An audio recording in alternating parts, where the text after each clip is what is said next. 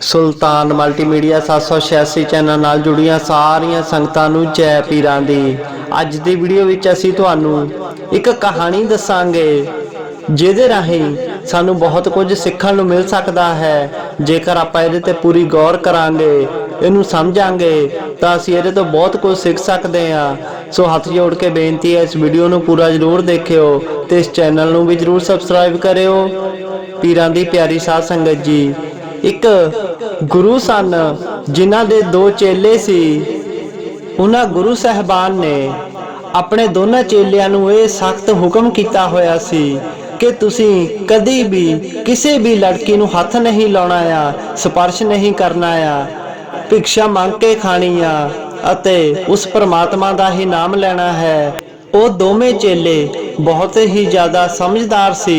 उन्हां विचों एक चेला बहुत पुराना सी, ਉਹਨੂੰ गुरु धारणा कीते होए काफ़ी समा हो चुका सी अते एक थोड़े जिहा नवां सी जिहनूं कि गुरु धारणा कीते होए नूं 2-3 साल ही होए सन। उसने नवां सन्यास लिया सी। ਉਹ ਦੋਏ ही एक सन्यासी गुरु दे ਦੋਏ ही सन्यासी चेले सन। सन्यासी ਜਿਹੜੇ कि कदी भी किसे पराई स्त्री वाल माड़ी निगाह नहीं करते, जिन्हों ने अपना घर बार त्याग के वो सिर्फ और सिर्फ परमात्मा की खोज विच ही लगे रहते हैं, उस परमात्मा नूं ही पाउण विच लगे रहते हैं। उन्होंने ही सन्यासी कहा जाता है, जिहड़े कि दुनियादारी नूं छड्ड के सिर्फ और सिर्फ परमात्मा नूं ही मिलना चाहते हैं। एक दिन उन्हां दे गुरु जी ने कहा कि जाओ तुसीं उस गांव दे विच जाओ अते उत्थों भिख्या मंग के लैके आओ। उन्हां दोनों ने गुरु जी का हुक्म मन्निया।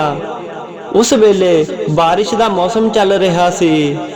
जिस पिंड दे विच उन्हें भिख्या मंगण जाना सी, उस पिंड नूं एक नदी पार करके जाना पैंदा सी। जदों वो दोए चेले गुरु जी का हुक्म मन के भिक्षा मंगण चले तां जदों नदी के किनारे पहुंचे तां की देखदे आ कि नदी दे विच हड़ आया होया है। उस नदी दे विच लोड़ तो ज़्यादा पानी आया होया सी, जिस करके नदी नूं पार करना थोड़ा मुश्किल हो गया सी। पर उन्हें किसी तरह वो नदी पार कीती। नदी पार करके उन्होंने भिख्या मंगी अते भिक्षा मंग के वो वापस आ गए नदी पार करके। वो अजे खड़े उत्थे दोए जाने गल्लां ही कर रहे आ कि इन्ने चेर नूं एक इस्त्री उत्थे आ गई, एक लड़की उत्थे आ गई। उस इस्त्री ने उन्हां दोनों चेलियां नूं देख के कहा कि सानू इस नदी तो पार करा दिओ, साडा घर जाना बहुत ज़्यादा जरूरी है। नदी दे विच तूफान आया होया है ते सानू तुसीं इस नदी तो पार करा दिओ।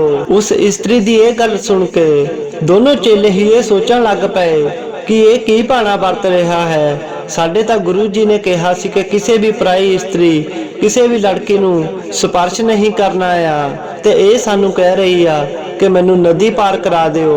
हुण उत्थे नदी पार करने लई क्योंकि नदी दे विच हड़ आया होया है, ना तां उत्थे कोई किश्ती आ ते ना कोई होर साधन आ जिहदे राहीं उस नदी नूं पार कीता जा सके। इसे करके उस लड़की ने उन्हां दोनों चेलियां नूं कहा कि मैनू नदी पार करा दिओ, मेरा घर विच जाना बहुत ज़्यादा जरूरी है। जेकर मैनू इत्थे ही रात हो गई तां मैं रात कित्थे कटांगी, कित्थे रहांगी, मेरे घर वाले फिक्र करनगे। किरपा करके परमात्मा दे करके तुसीं मैनू ये नदी पार करा दिओ। इस तरह उस औरत ने उन्हां दोनों सामने ये गुजारिश की। वो लड़की मदद मंग रही आ, सहायता मंग रही आ, पर वो दोए चेले भी गुरु जी दे हुक्म दे बजे होए आ। हुण उस लड़की नूं पार किद्दां करा सकदे सी।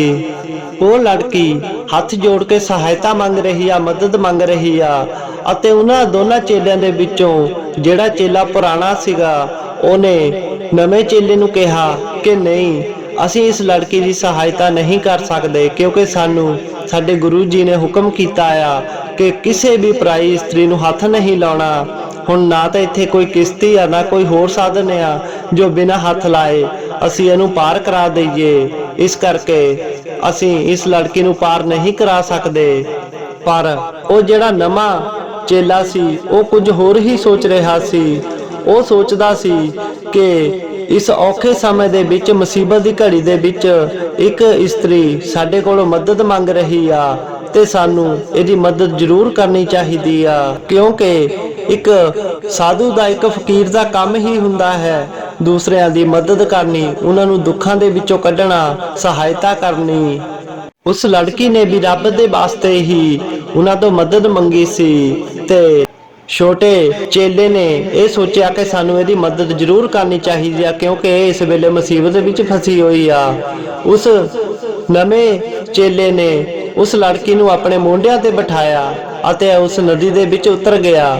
ਜਿੱਥੇ ਚੱਲ ਕੇ ਜਾਣ ਦੀ ਲੋੜ ਸੀ ਉਹ ਚੱਲ ਕੇ ਗਏ ਤੇ ਜਿੱਥੇ ਤਰ ਕੇ ਜਾਣ ਦੀ ਲੋੜ ਸੀ ਉਹ ਤਰ ਕੇ ਗਏ। ਇਸ ਤਰ੍ਹਾਂ ਉਸ ਲੜਕੀ ਨੂੰ ਆਪਣੇ ਕੰਧਿਆਂ ਤੇ ਬਿਠਾ ਕੇ ਆਪਣੇ ਪੀਰੋ ਮੁਰਸ਼ਦ ਨੂੰ, ਉਸ ਰੱਬ ਨੂੰ ਯਾਦ ਕਰਦਾ ਹੋਇਆ ਉਸ ਲੜਕੀ ਨੂੰ ਨਦੀ ਤੇ ਬਾਹਰ ਲੈ ਗਿਆ। ਉਹ ਨਵਾਂ ਚੇਲਾ ਉਸ ਲੜਕੀ ਨੂੰ ਪਾਰ ਕਰਾ ਕੇ ਵਾਪਸ ਆ ਗਿਆ।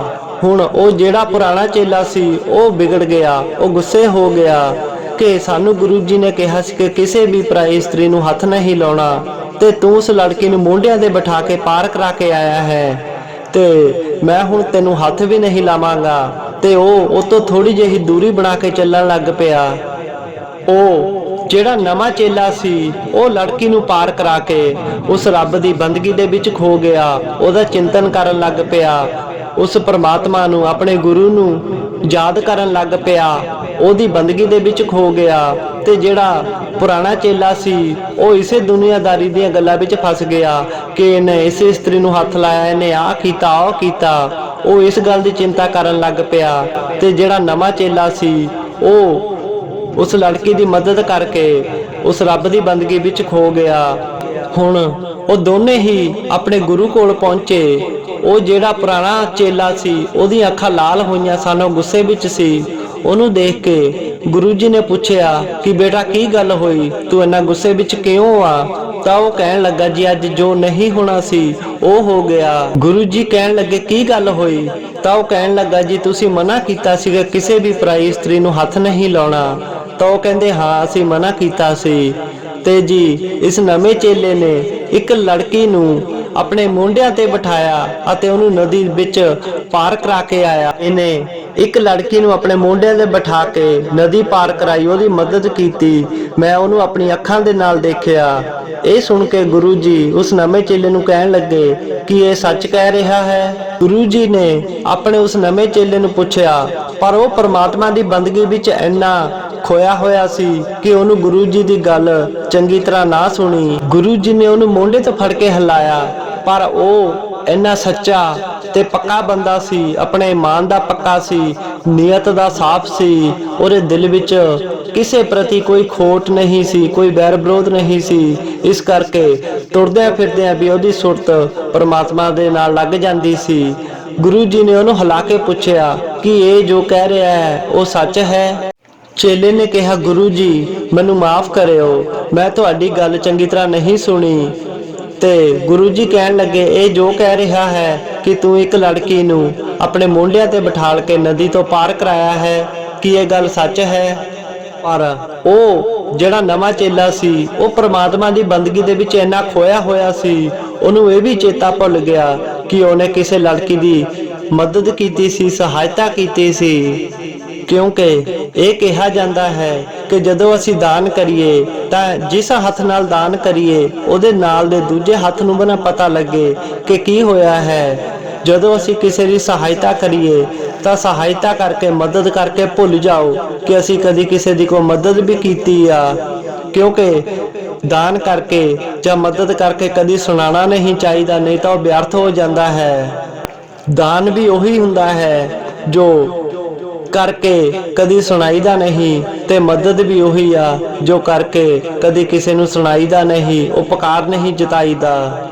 ਜਦੋਂ ਸਾਨੂੰ ਇਹ ਗੱਲਾਂ ਯਾਦ ਰਹਿੰਦੀਆਂ ਤਾਂ ਹੀ ਸਾਨੂੰ ਦੁੱਖ ਹੁੰਦਾ ਹੈ। ਉਹ ਜਿਹੜਾ ਨਵਾਂ ਚੇਲਾ ਸੀ ਉਹ ਪੱਕਾ ਸਾਧੂ ਸੀ, ਛਲ ਕਪਟ ਤੋਂ ਦੂਰ ਸੀ, ਕਾਮ ਕ੍ਰੋਧ ਤੋਂ ਦੂਰ ਸੀ।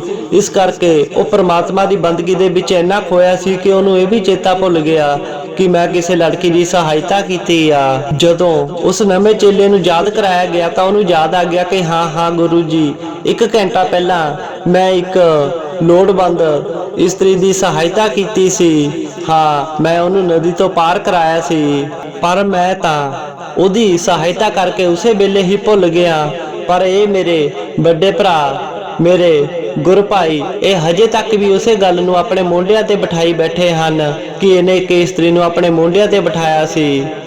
ਮੈਂ ਤਾਂ ਪਰਮਾਤਮਾ ਦੇ ਹੁਕਮ ਦੇ ਨਾਲ ਉਸ ਲੜਕੀ ਦੀ ਮਦਦ ਕਰਕੇ ਉਸੇ ਵੇਲੇ ਭੁੱਲ ਗਿਆ ਤੇ ਹਜੇ ਤੱਕ ਹੀ ਉਹਨੂੰ ਮੋਢਿਆਂ ਤੇ ਬਿਠਾਈ ਬੈਠਾ ਹੈ। ਮੇਰੇ ਨਾਲੋਂ ਜ਼ਿਆਦਾ ਚਿੰਤਾ ਤਾਂ ਇਹਨੇ ਕੀਤੀ ਹੈ। ਇਸੇ ਕਰਕੇ ਇੱਕ ਪਕੜਨਾ ਹੁੰਦਾ ਆ ਸਰੀਰ ਤੋਂ ਤੇ ਇੱਕ ਫੜਨਾ ਹੁੰਦਾ ਆ ਮਨ ਤੋਂ। ਉਹ ਚੇਲਾ ਕਹਿੰਦਾ ਗੁਰੂ ਜੀ ਇਹ ਸਹਾਇਤਾ ਵੀ ਮੈਂ ਤੁਹਾਡੇ ਹੁਕਮ ਦੇ ਨਾਲ ਹੀ ਕੀਤੀ ਆ, ਕਿਉਂਕਿ ਜਿਹੜੇ ਕਾਮਲ ਮੁਰਸ਼ਿਦ ਹੁੰਦੇ ਹਨ ਉਹਨਾਂ ਦੇ ਹੁਕਮ ਤੋਂ ਬਿਨਾ ਉਹਨਾਂ ਦੇ ਮੁਰੀਦ ਨਹੀਂ ਚੱਲ ਸਕਦੇ।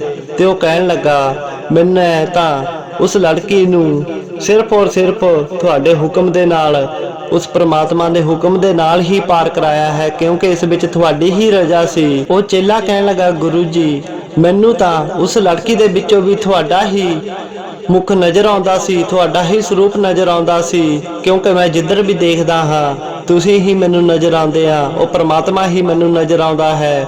ਸਾਰੇ ਹੀ ਮੇਰੇ ਲਈ ਇੱਕ ਬਰੋਬਰ ਹੀ ਹਨ। ਅਸੀਂ ਜ਼ਿੰਦਗੀ ਦੇ ਵਿੱਚ ਜਿਸ ਚੀਜ਼ ਨੂੰ ਜ਼ਿਆਦਾ ਯਾਦ ਰੱਖਦੇ ਆ, ਜ਼ਿਆਦਾ ਜਿਸ ਚੀਜ਼ ਬਾਰੇ ਸੋਚਦੇ ਆ, ਉਹੀ ਚੀਜ਼ ਸਾਡੇ ਦਿਮਾਗ ਦੇ ਵਿੱਚ ਬਹਿ ਜਾਂਦੀ ਆ।